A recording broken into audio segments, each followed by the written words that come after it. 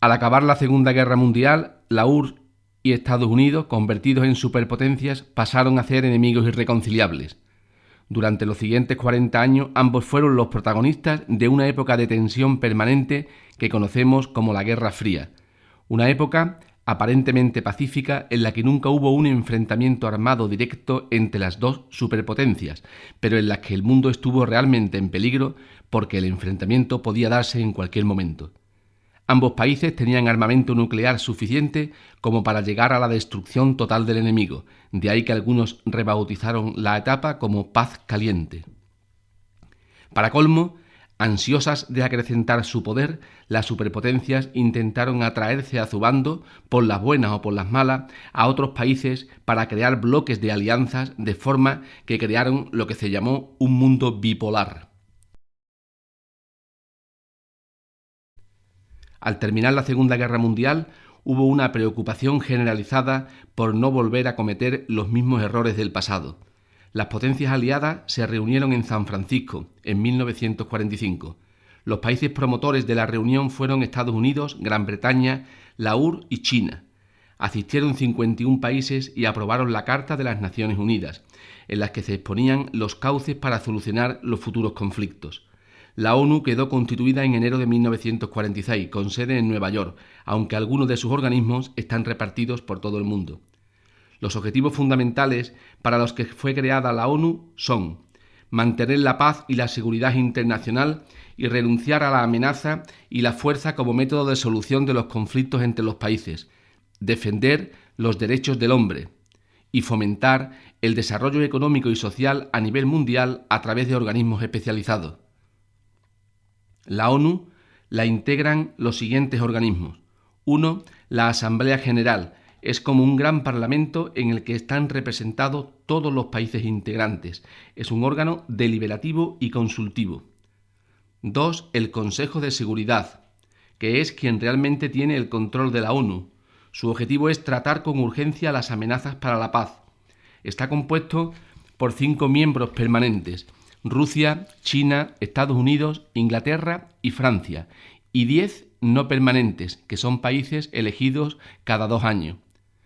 3. La Secretaría General, un órgano administrativo permanente dirigido por un secretario general nombrado por la Asamblea a propuesta del Consejo de Seguridad.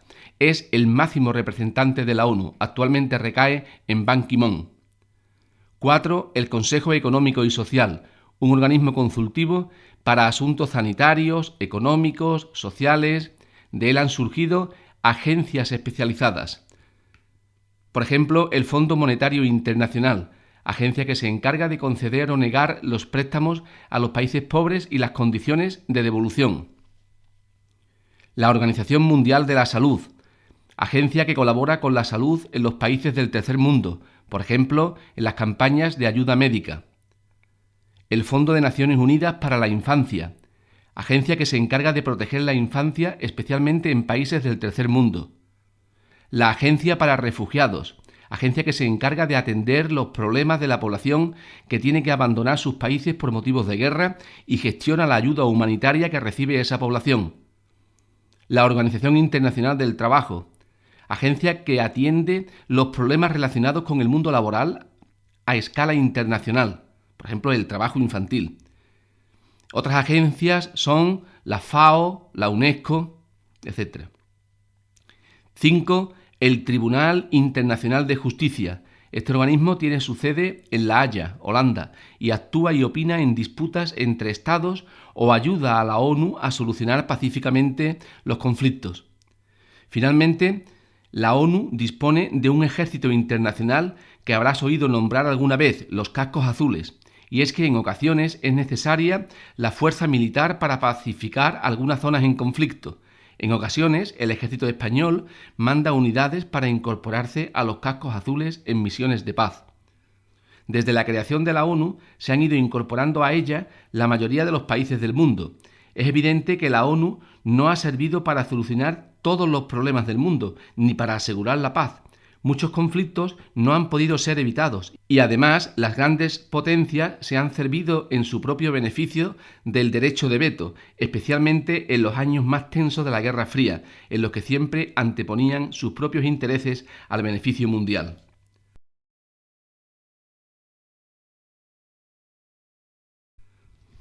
Antes de acabar la guerra, las potencias vencedoras ya estaban reuniéndose en diferentes conferencias, Yalta, Potsdam, Teherán, para organizar la paz. Una vez conseguida la victoria, la colaboración se rompió. A Estados Unidos y a la URSS no solo les separaba que tuviesen regímenes políticos y económicos distintos, capitalistas y comunistas respectivamente, sino que competían por aumentar su influencia en el mundo. En principio, el reparto de zonas de influencia se hizo teniendo en cuenta la parte de Europa que habían liberado cada uno, es decir, la Europa oriental sería para la URSS y la occidental para Estados Unidos, junto a Gran Bretaña y Francia. Estados Unidos intentó evitar que otros países se incorporaran a la URSS a través de la doctrina Truman y el Plan Marshall.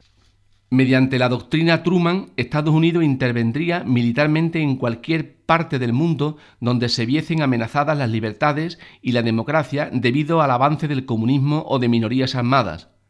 Por su parte, el Plan Marshall es la ayuda económica que ofrecía Estados Unidos a los países europeos para que pudieran recuperarse de la guerra cuanto antes, si rechazaban el comunismo. Los países occidentales, liderados por Estados Unidos, crearon la OTAN, una asociación militar de países democráticos que intervendría en caso de agresión armada a alguno de los países miembros. En respuesta, la URSS ideó el Pacto de Varsovia, una alianza militar entre los países comunistas, que fue utilizada no solo como defensa, sino también para aplastar disidencias dentro del bloque comunista.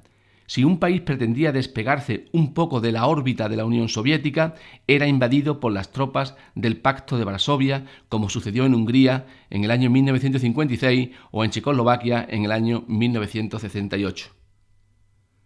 Aunque las dos superpotencias estaban interesadas principalmente en Europa, el enfrentamiento entre ambas también se produjo en otros puntos del planeta, y a pesar de estar a punto, no desencadenaron la tan temida Tercera Guerra Mundial. Vamos a centrarnos en tres de ellos: Corea, Cuba y Vietnam. La Guerra de Corea se inició en 1950 y está aún sin resolver. Durante la Segunda Guerra Mundial, Corea había sido controlada por Japón. Al acabar la guerra quedó dividida en dos zonas, el norte con un régimen comunista y el sur con un gobierno bajo influencia norteamericana. En 1950, Corea del Norte invadió el sur para unificar el país bajo un régimen comunista. En respuesta, la ONU y Estados Unidos enviaron tropas para defender a Corea del Sur, y China, país comunista, ayudó a las tropas del norte, con lo que la guerra se convirtió en un conflicto internacional.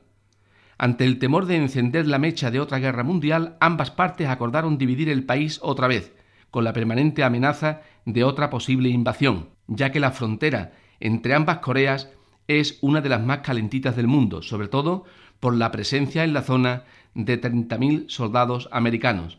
En cualquier caso, también se han dado pasos para acabar con las hostilidades y avanzar hacia una futura unificación, como en el caso de la participación en los Juegos de Atenas de 2004. Otro lugar conflictivo fue Cuba. A raíz del triunfo de la revolución comunista de Fidel Castro contra la dictadura de Fulgencio Batista, que era apoyado por Estados Unidos, en enero de 1959, los americanos no podían consentir que el comunismo se instalara tan cerca de sus fronteras, en el Caribe. Se sentían amenazados en su propio territorio, especialmente cuando los soviéticos instalaron en Cuba misiles nucleares apuntando a Florida en el año 1962. El presidente americano de ese momento, Kennedy, exigió la retirada de los misiles y estableció un bloqueo marítimo alrededor de Cuba. Al final, la URSS, que no quería arriesgarse a una guerra abierta, retiró los misiles, pero el embargo continuó más de medio siglo. De todos, el conflicto de mayor relevancia fue la Guerra del Vietnam. Vietnam era una colonia francesa. Los vietnamitas se alzaron contra ellos. Los franceses no pudieron defender su dominio y firmaron una paz que dividía el territorio en dos estados, uno al norte, comunista, y otro al sur, con una dictadura militar protegida por Estados Unidos. El sur se negó a realizar un referéndum sobre la reunificación con el norte, lo que provocó el alzamiento en armas de varios grupos, guerrilla denominada el Vietcong. El conflicto dio lugar a una guerra civil de 1959 a 1975, que pasó a ser internacional cuando Estados Unidos y otros países apoyaron al sur y Vietnam del Norte, China y Rusia al norte. La crueldad de esta guerra injusta fue en aumento por la violación de los derechos humanos, el empleo de armas químicas, etc. La guerra acabó en 1975 con la retirada americana, tras las continuas protestas de la sociedad americana para que su gobierno abandonara la carnicería del Vietnam. Fue la primera gran derrota de Estados Unidos en su historia, cuyo ejército quedó humillado y la sociedad traumatizada por tantas bajas. En 1975, los comunistas reunificaban el país bajo el nombre de República Socialista de Vietnam. Hoy es una economía de mercado que crece a un ritmo muy elevado, como en casi toda la zona. La conferencia de Bandung en 1955 reunió a 29 países de África y Asia para discutir y analizar sus problemas y buscar un camino juntos para salir del subdesarrollo al margen de las metrópolis y de las grandes potencias, ni con Estados Unidos ni con la URSS. Por este motivo recibieron el nombre de países no alineados. Estos países reafirmaron por primera vez su independencia y el mundo occidental y rico ya no podía ignorarlos.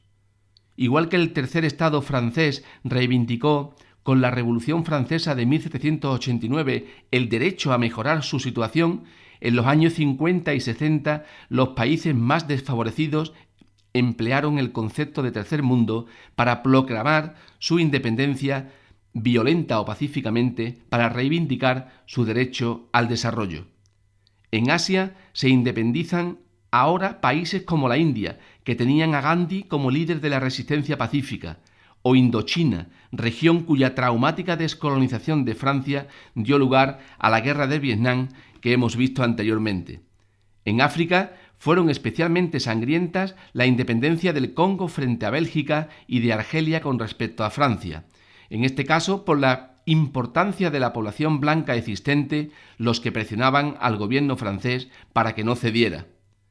Muchos estados africanos se integraron en la Organización para la Unidad Africana, que tenía como objetivo evitar los conflictos fronterizos y las guerras civiles.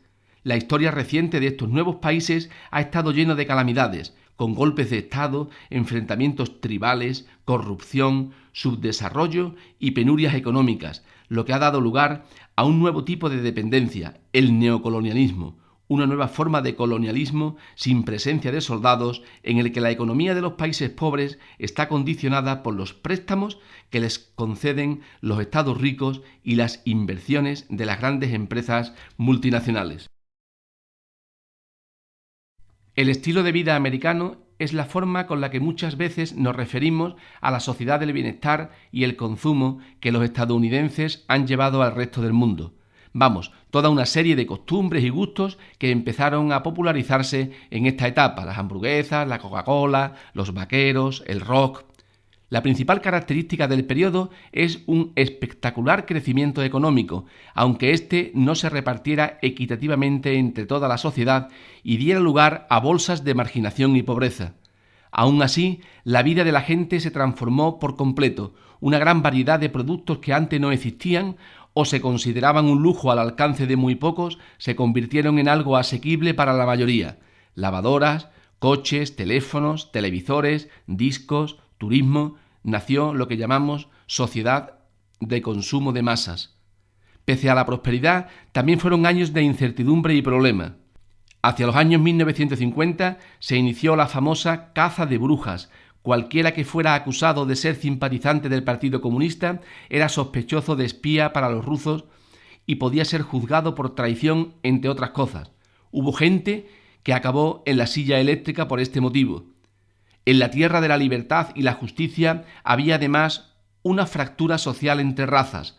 La desconfianza hacia la gente de raza negra se manifestó en grupos criminales como el Ku Klux Klan, que perseguía a ciudadanos negros con violencia y cometiendo asesinatos, entre ellos el del líder Martin Luther King, por reivindicar la igualdad de todos. Hacia 1950, tras el triunfo de la Revolución Comunista en China, una tercera parte de la población mundial pertenecía al mundo comunista. En este bloque, la comida, la vivienda, la educación, la sanidad y, en general, las necesidades básicas estaban aseguradas para toda la población, lo cual era todo un éxito. Pero a cambio, los ciudadanos veían limitados los derechos fundamentales, como la libertad de expresión, pues estaban gobernados por dictaduras durísimas en las que la represión era constante y apenas se permitía la propiedad privada. Quienes no estaban de acuerdo en algo y lo manifestaban eran juzgados como criminales y castigados con la cárcel o la muerte, o en otros casos enviados a campos de trabajo, los tristemente famosos Gulag. Muchos quisieron escapar de la URSS e irse a Occidente, pero solo algunos lo consiguieron. En 1991, Mikhail Gorbachev, el presidente de la URSS, introdujo su nueva política, la perestroika, que era una transición lenta y controlada hacia la democracia y hacia la economía de mercado. La población estaba tan ansiosa de cambios que el proceso se revolucionó y dio paso al desmoronamiento completo de la antigua URSS, que llegó a desaparecer como nación, dando paso a multitud de países independientes, Rusia, Ucrania, Bielorrusia, etc., con una economía capitalista. Con esto desaparece el mundo bipolar, ya que prácticamente no quedan países comunistas en el mundo y los que sobreviven, casos de Cuba, Vietnam, Corea del Norte, lo tienen difícil sin la ayuda económica y militar de la ex-URSS.